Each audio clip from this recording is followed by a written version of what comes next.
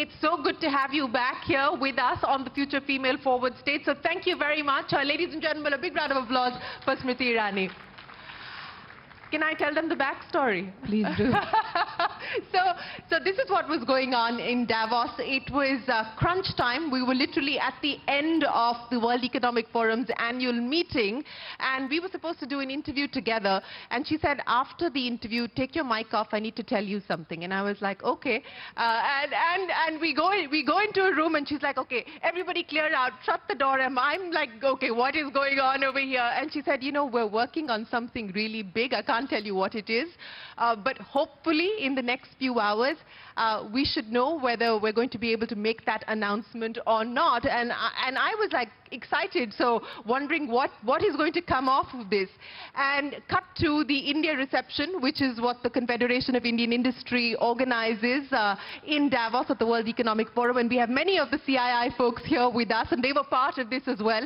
And she walks in, and you held my hand, and she just looked at me and she said, it's done. And I was like, okay, what's done? And finally we see her go up on stage and make the announcement that India has had a massive breakthrough in Davos. It has actually put together a conglomeration of corporates across not just domestic, not just Indian companies, but global companies, global organizations, and the World Economic Forum coming together for the cause of gender parity, for the cause of gender empowerment, to forge a global alliance for good. So congratulations, Smriti Irani, on getting that done. What was that moment like for you? I think it's a moment for celebration for the gender cause in India. We are the first nation in the world, and I may say so this, knowing the journey that we have all undertaken, which has made a financial case for emancipation. A decade ago, when we spoke about the rights of women and parity and equity, it was looked from the lens of a hand-me-down, as though women are waiting for a dole or waiting to be rescued. The fact that we have made a financial case from a female perspective, that we are shoulder to shoulder with any other gender contributing not only for national good but also global good, is a case India made. Case in point, domestically, Mudra Yojana was not a gendered financial instrument. When the Prime Minister started Jan Dhan Yojana, we had close to 240 million women who opened their bank accounts for the first time. But if you hear the Honorable President's speech to both Houses of Parliament, you recognize that now 30 crore mudra loans were taken only by women in this country, which is a huge volume. What is a cause for great joy and celebration is that the NPA for such loans with regards to women is around 2%. Which is a better fiscally disciplined way of engaging with financial institutions as compared to many corporates or many big financial institutions. If I look at it from an international point of view, when the COVID challenge came before us, globally supply chains were shutting down. Globally there was huge friction with regards to supplies that were already available to combat COVID. And at that time, when we were, as a nation, never in a position to produce PPE suits, we came together, the industry and government alike. We created machinery and we regenerated raw material so that we could make PPE suits. Now, I still remember that in the month of March, when there was a lockdown, companies and government came together. There were 0 companies for PPE suits manufacturing in our country. In the next 3 months, which is by May, we had 1,100 companies. By June, we became the second largest exporters in the world. But what has been unsaid till now is that 80% of the workforce that turned up to make that PPE suit during the pandemic, that too during the first cycle when everybody was wishing it away, and not stepping out of their homes, 80% of the workforce was female. Yeah. So when the going got tough, the tough got going. The women got going. The women got going. And if I look at the COVID experience again, 6 million frontline workers are women. So you had 2.5 million Anganwadi workers and Asha workers who went door to door taking supplies, pharmaceutical supplies, testing kits. They went to every family in need and they helped provide medical services to them. These 6 million women who are the frontline workers, they went out when there was genuinely death staring at them in the face.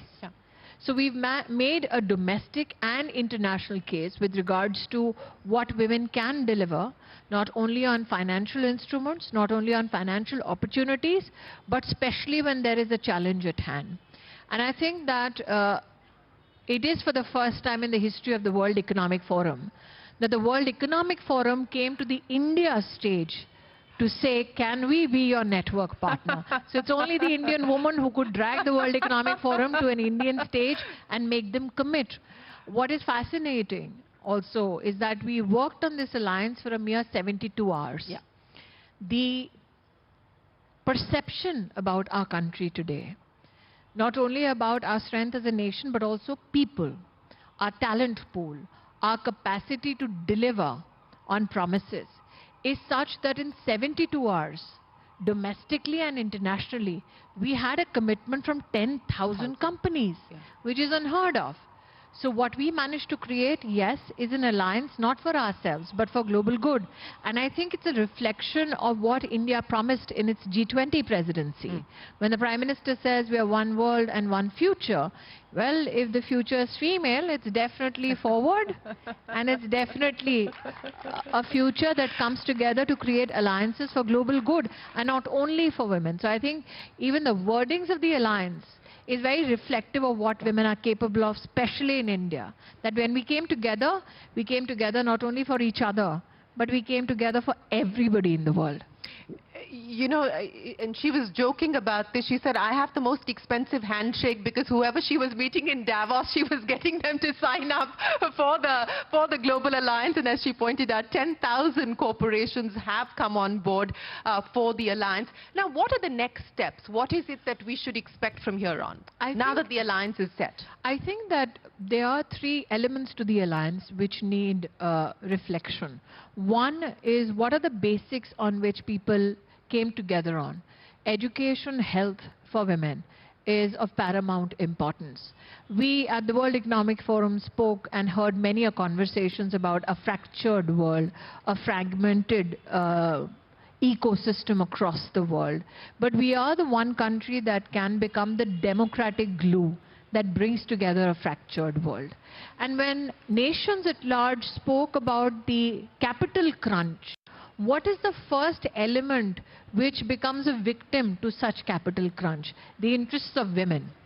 And that is why when companies said that they will join this alliance, they said so because we said we would like to prioritize issues of education and health for women. So what are the best technologies that we as a nation can offer for global good? For instance, again taking away from the COVID chapter and how India responded to the COVID chapter, we had a digital platform like CoWIN, which we have implemented for the larger use of our citizenry, but we also shared it with many nations. So there are many such digital platforms and digital associations that now we offer to the world on behalf of the alliance. For instance, in the G20 meetings, we've had a lot of interest shown in India's Poshan Tracker, where the service delivery mechanism for beneficiaries with regards to nutrition and vaccination and childcare and early childhood education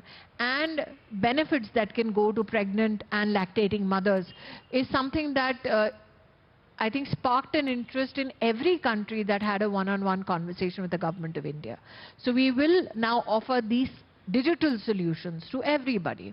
The second aspect on which the alliance found a lot of resonance with many individual organizations, apart from corporations, is the Global Gender Gap Report.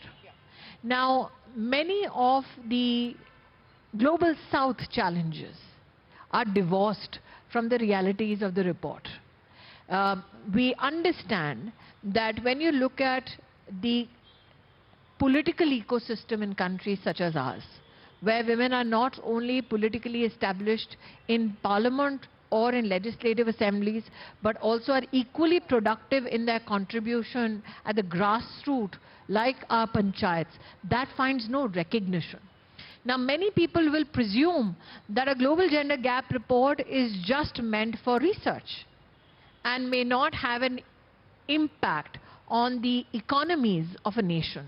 But we know that globally now, when international investors look at a country, they also factor in whether we are fair to the gender quotient in our country. So have we ever recognized that a global gender gap index report actually is used as an instrument to not only shame, but also ensure that investors shy away from our country? So those are the conversations that happen in subdued voices in the Global South and in the African Union. It is the intention of the alliance to ensure that if there is a parameter to judge how gender justice is implemented in a country, let it be done not from a prism of shame, but from an effort to empower. So I think those two huge steps are to be undertaken under this alliance. And I also feel that India has committed itself with regards to gender during the G20 presidency.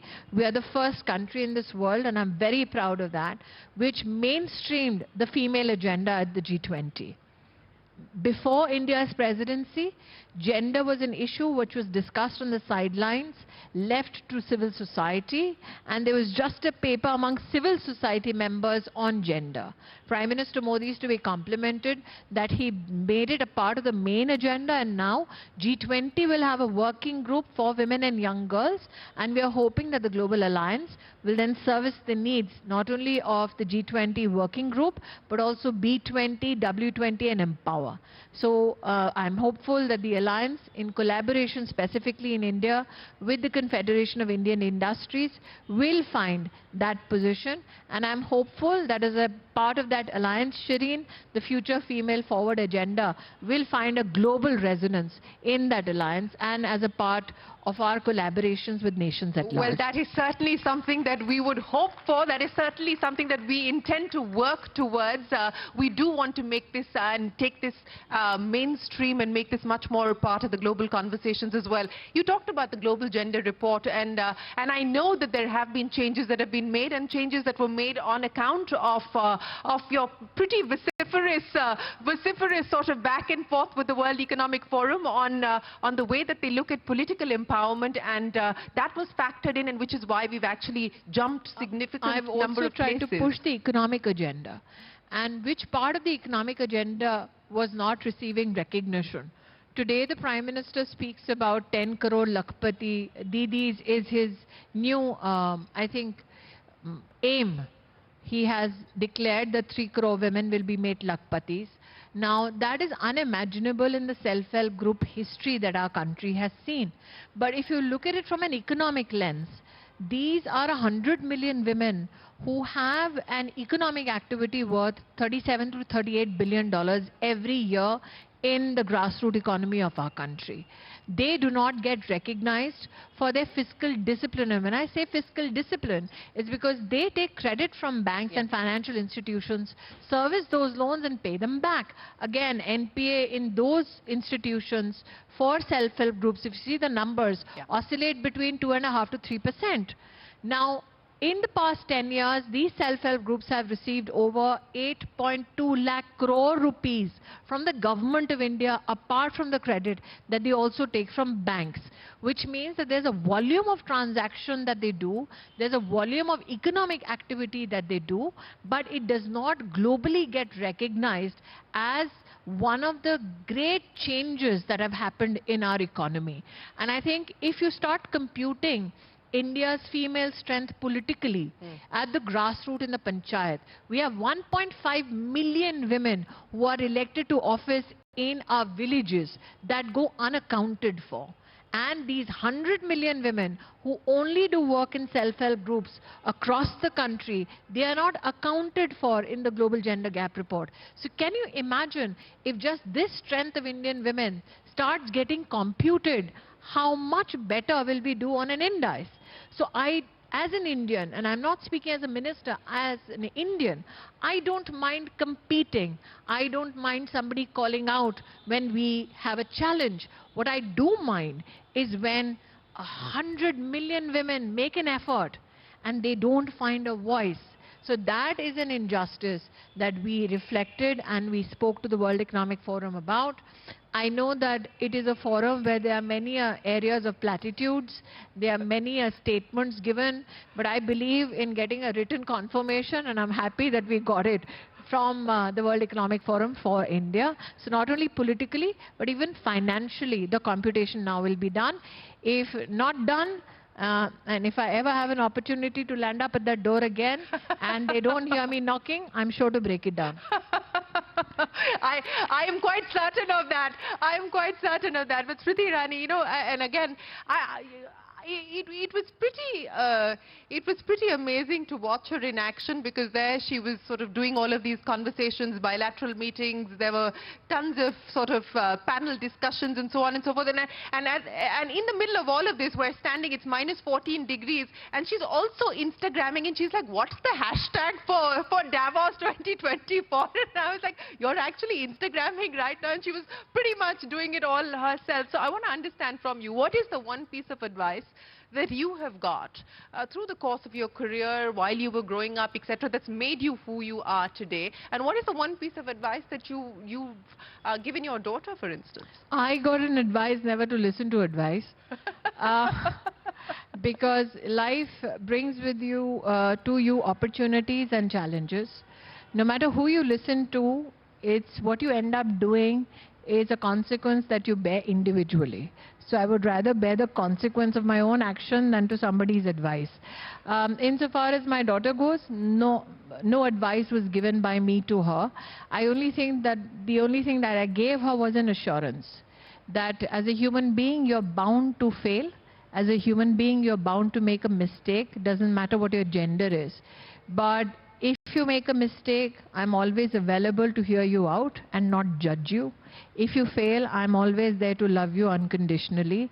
And if you succeed, I'm happy to see you shine under the spotlight without me anywhere near you.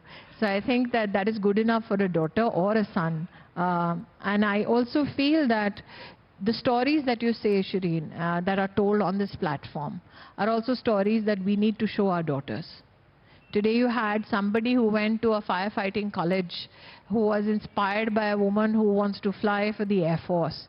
Now, obviously, somebody heard somebody's story and got inspired. So I think if there is something that we can do for our daughters is to ensure that these stories are told, these stories are heard, and that is how you pay it forward for the future female forward. Smriti Irani, what an absolute pleasure it is to have you here. Thank you very, very much. Thank you for paying it forward and for joining us here on this stage. Once again, we truly appreciate your time. Thank you very much. Ladies and gentlemen, a big round of applause.